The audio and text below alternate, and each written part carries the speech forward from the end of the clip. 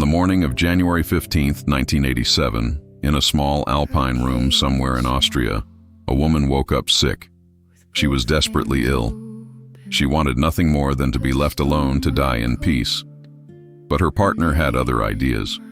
He burst into the room, manic with excitement, with one word: "We're flying."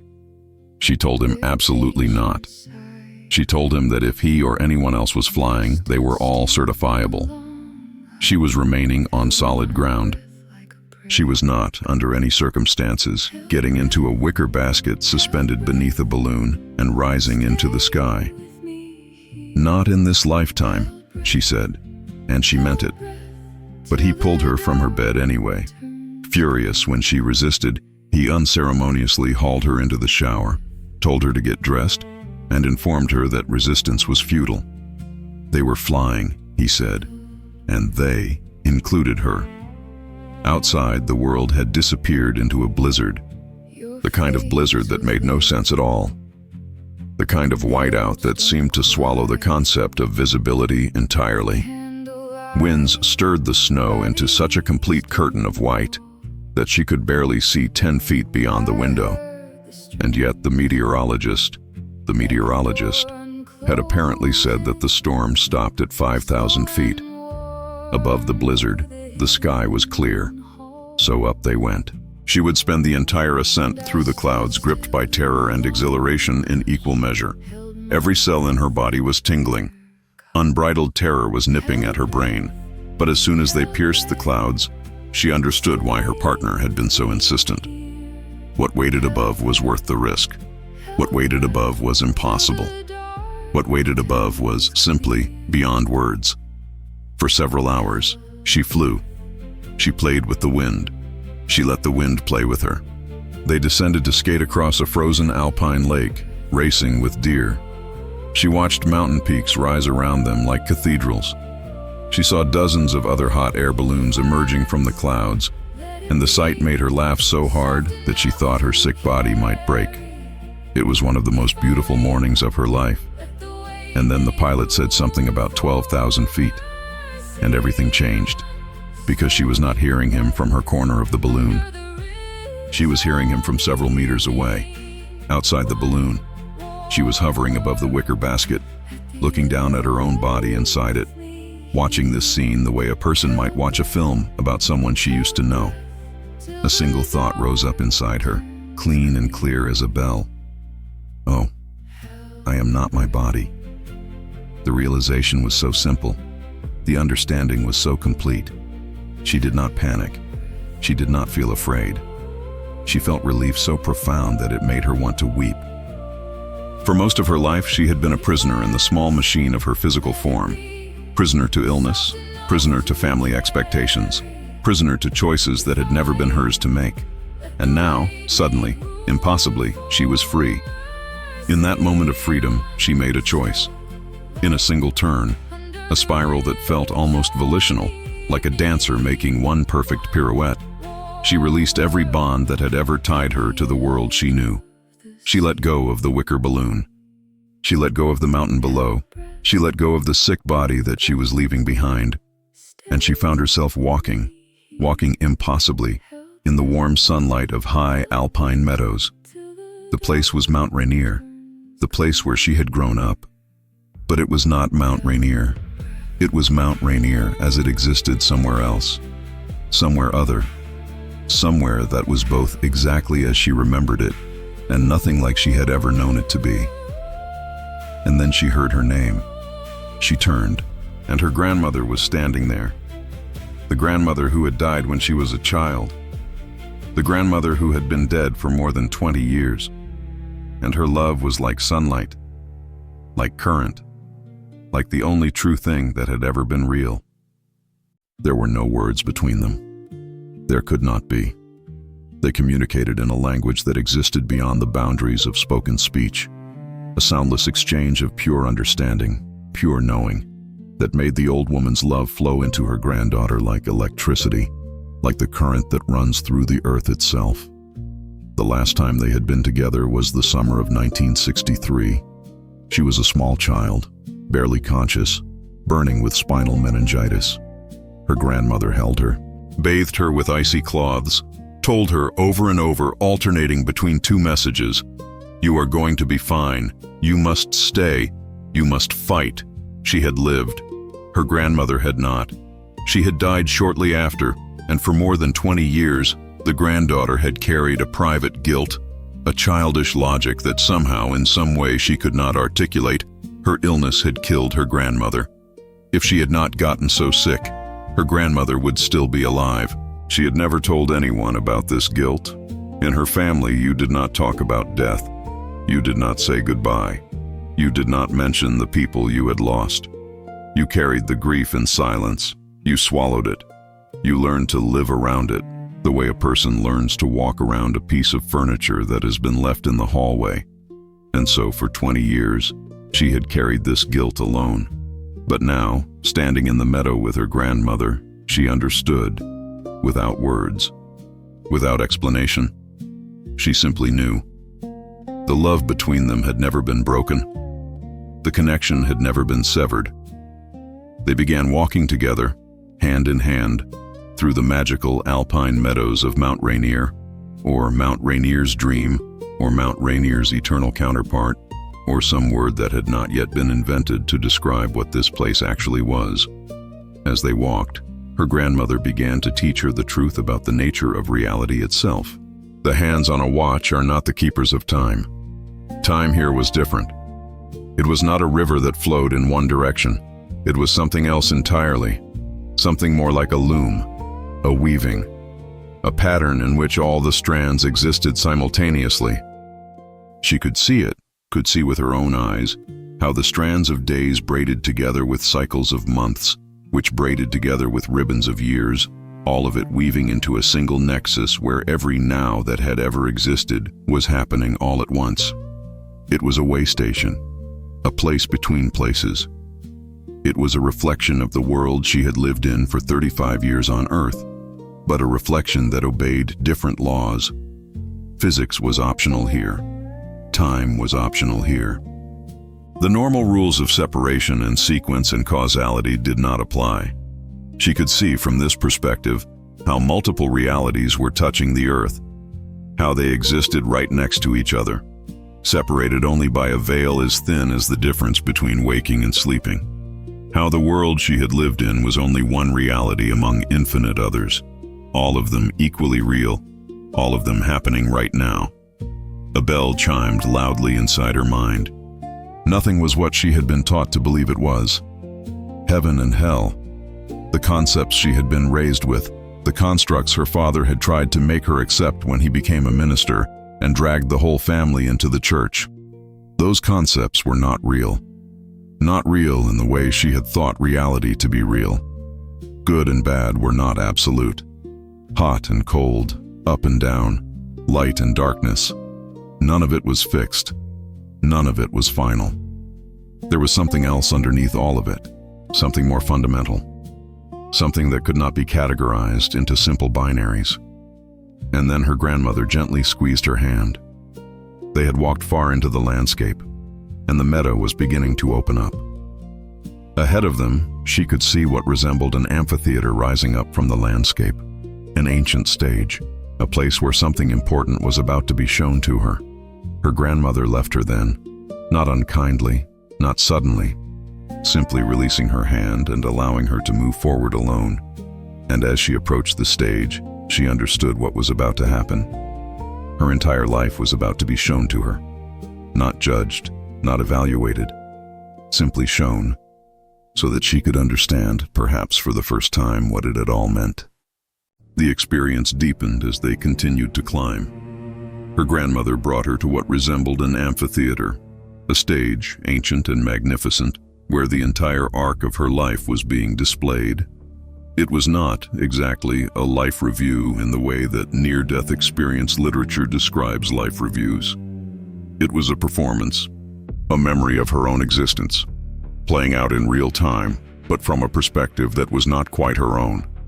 The way a person might watch a film of her own life and recognize every moment with perfect clarity, while also standing somehow outside of it, observing, and then 90 degrees to her right, just within her peripheral vision, she saw a doorway. One at a time, the people who had shaped her existence began to walk through that doorway. Her grandparents came first, then her father's best friend from childhood, then a schoolmate from 7th grade, then many others, a procession of souls who had intersected with her life, who had loved her, who had shaped the woman she had become. Each one stepped onto that stage. Each one turned to face her, and in a communication that transcended any spoken word, they shared with her thoughts of pure love. Their essence was not their bodies. It was not their personalities or the character traits that had defined them on Earth. It was something deeper, a vibrational frequency, a signature of soul that she recognized with absolute certainty, even when she had no conscious memory of ever meeting them. They took turns greeting her in a language that existed beyond language, and then, one by one, they turned and left through the door on her left. With each departure, she knew, with a knowing that admitted no doubt, that she was soon to join them on the other side. But not yet. There was one more person to come. The last person to walk onto the stage was a man she had never seen before. She did not recognize his face. She did not know his name. But every cell of her being, every atom of her soul, recognized him with a knowing that was older than time. As he walked toward the center of the stage, her vision suddenly became cloudy. It was as if a veil, diaphanous, gossamer thin, had been dropped over her entire visual field.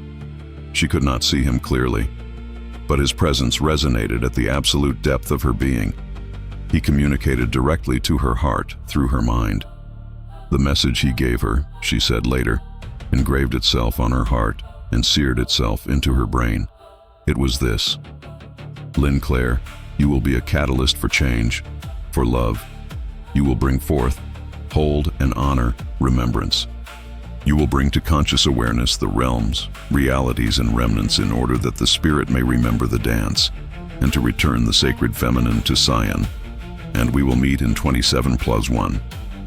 She did not understand what 27+1 meant. She would spend years trying to decipher it. But the feeling that accompanied his words, the knowing that perfumed her mind and heart, never left her. It was a feeling of being wholly remembered, wholly recognized, wholly understood, wholly loved. The kind of love that exists beyond judgment, beyond condition, beyond the boundaries of personal preference. The kind of love that says, I know you, I have always known you, I will always know you. He turned then and crossed back through the same threshold that the others had used. And she was left with a single realization. There are doors into different realms of time that are accessible to those who know how to find them. She made a promise in that instant that she would find them. And she would remember. She was alone again, but knowing she would never be alone again.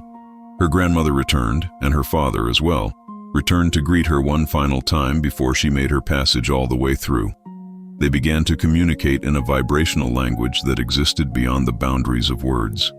A communion, a sharing. They spoke of life and love and the mountain beneath their feet and the shimmering aqua sea that she knew was just beyond the edge of her vision. And then her father said something that made everything suddenly make sense. You can see me today. In a flash, she remembered something that had been buried in her consciousness for 10 years.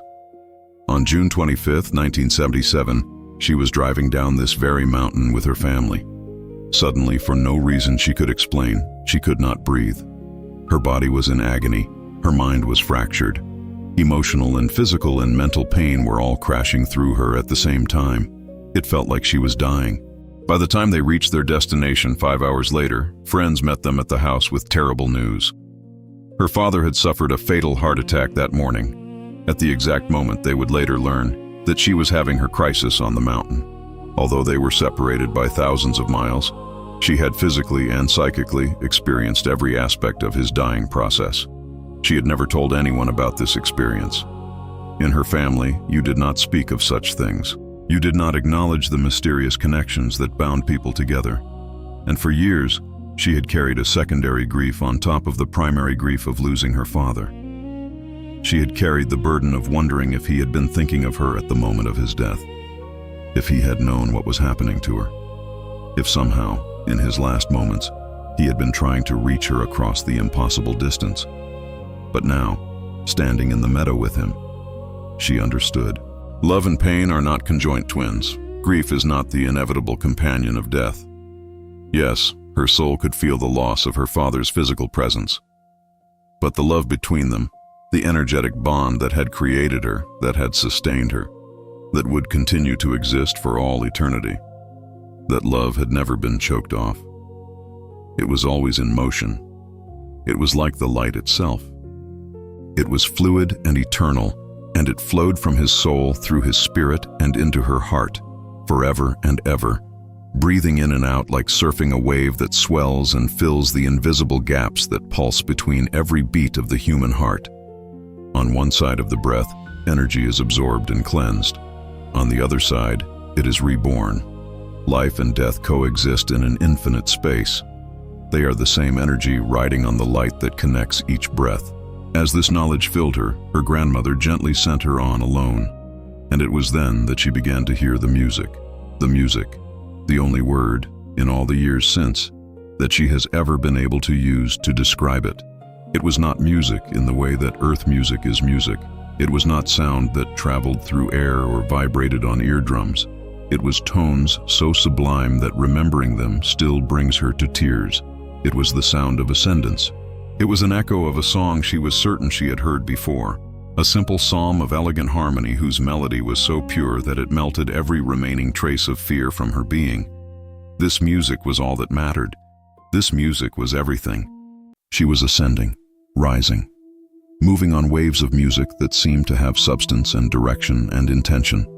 The escalator she had stepped onto was carrying her upward toward something, a presence, a light, a source of love so vast that her ordinary human consciousness could barely begin to comprehend it. Someone at the top of this invisible escalator was calling her name. The tone of voice was so loving that every atom of her being responded to it. It was the voice of recognition, the voice of absolute knowing, the voice that says, "I see you. I have always seen you. I will always see you." She moved upward on waves of music. The tones were becoming clearer, stronger.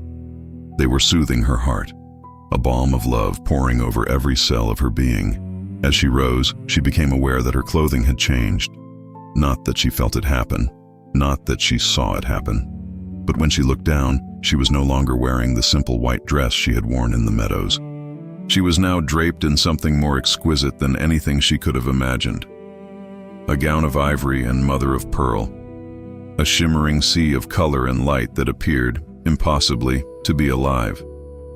The fabric was woven of threads so fine that they were almost invisible, threads as delicate as spiderwebs, dappled with what looked like stardust. The gown floated over her skin as if it was being held aloft by a throng of imperceptible tiny angels. With every breath, with every step on the escalator, the fabric seemed to become more luminous, more alive. Lightness permeated every cell of her body and spirit. She felt weightless. She felt free. She felt like a bride being carried toward her wedding, toward some sacred union with something infinitely greater than herself. And then, with perfect clarity, she understood. This was not a gown. This shimmering, luminous fabric that wrapped around her body was not made of material. It was her own energetic vibration, her soul's signature, the divine essence that is who and what every being actually is. Creatures fashioned of exquisite, pure, translucent light.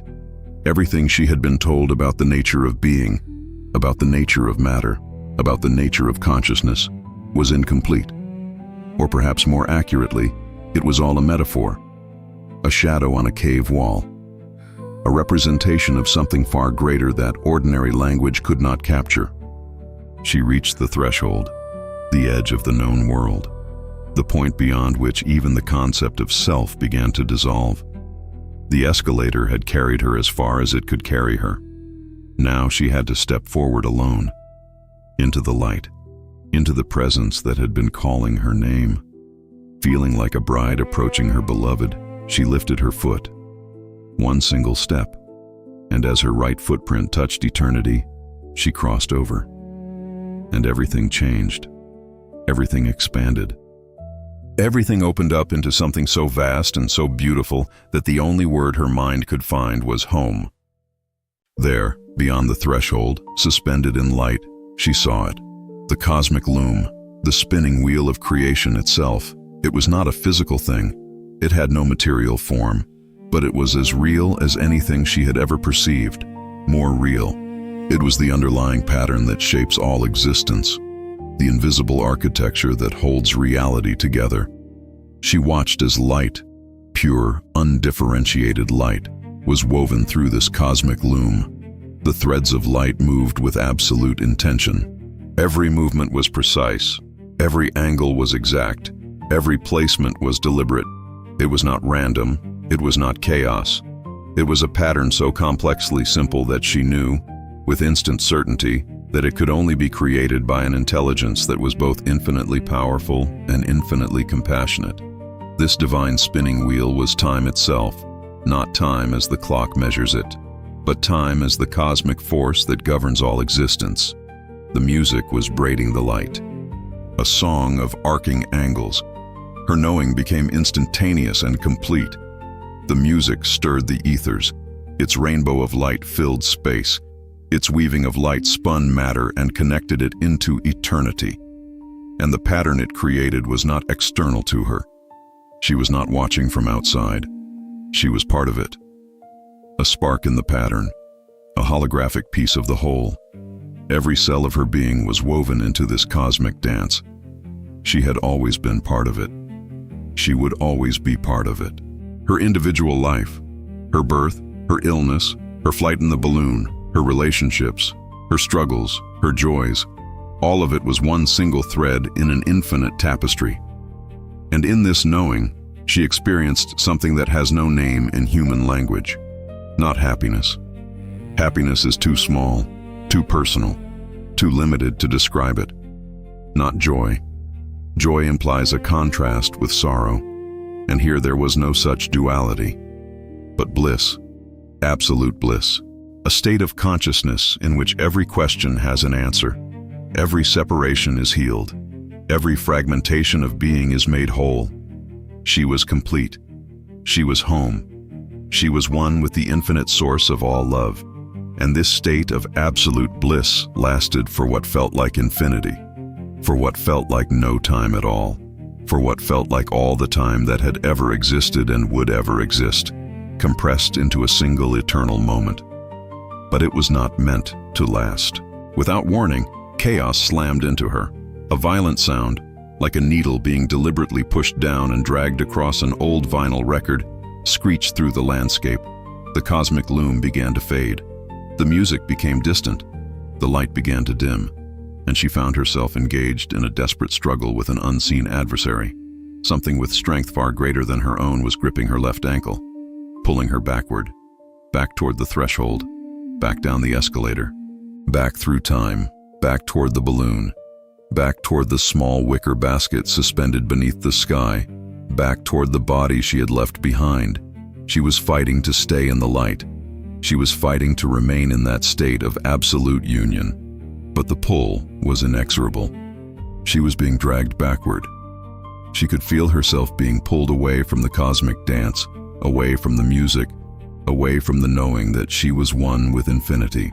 She twisted, and looking back over her right shoulder, began to take mental snapshots of the pattern, desperate to remember, desperate to hold on to the memory of what she had been allowed to touch, desperate to bring something back, some evidence, some proof, some way to make the world understand that this was real, that love was real, that death was not the end, that everything, absolutely everything, was connected by threads of light and music, and a golden cord formed by one. And then, with a sound like someone gasping for air, she crashed back into her body. She woke up in a hospital. Her body had suffered traumatic brain injury from the lack of oxygen. The TBI had stolen most of her prior memories. It had destroyed her ability to speak coherently for more than a year. But one thing the TBI could not take, one thing no physical trauma could ever touch. The memory of that music, the knowing of that golden cord, the understanding that love was not bound by the boundaries of time or space or death. That had been branded into her soul. In the decades that followed, Lynnclaire would have 3 more NDEs. In February 1987, in February 1991, in March 2001. Each one built on the last. Each one deepened her understanding. But it was this first experience, this brush with the cosmic loom and the music that underlies all being, that would shape everything that followed. She would spend the rest of her life trying to put into words what she had experienced. She would develop the ability to draw what she heard, to translate the vibrations of the music into geometric patterns and mathematical proportions, accurate to 9 decimal places. She would become, in her own way, a scientist of the sacred, a translator of the realm between worlds, a catalyst for change, exactly as the man on the stage had promised. The meaning of 27+1 would become clear to her in 2014, exactly 27 years after her first NDE, plus 1 more year. And in that year, something would happen that would validate everything she had experienced. That would make clear that what she had been shown, what she had been promised, what she had been asked to do, was real. If this story moved you, if the idea that love exists beyond death, that there are realms of reality adjacent to our own, that every person has a divine purpose waiting for them on the other side of their understanding, please subscribe to NDE Cosmic Legacy.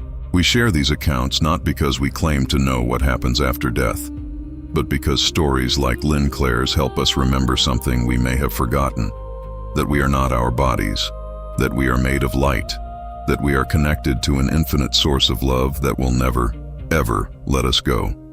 No matter how far we fall, no matter how lost we become, no matter how impossible it seems that we will ever find our way home, the golden cord is always there, waiting, calling us back, reminding us of who we really are.